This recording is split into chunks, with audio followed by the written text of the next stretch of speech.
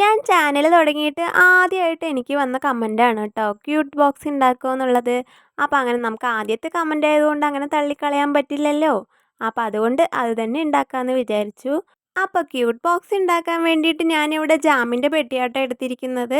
എന്നിട്ട് ഇതുപോലെയൊക്കെ ഒന്ന് കളർ ചെയ്തെടുത്തു. പ്രത്യേകിച്ച് ഒരു തീമും ഉണ്ടായിരുന്നില്ല മനസ്സിൽ. ഇനി ചന്ദനത്തിരി കത്തിക്കഴിഞ്ഞതിൻ്റെ കമ്പാണ് കേട്ടോ ഇത്. ഇത് വെച്ചിട്ട് ഇതുപോലെ കുഞ്ഞു കുഞ്ഞു ഹാർട്ടൊക്കെ ഒന്ന് വരച്ചെടുക്കുന്നുണ്ട്.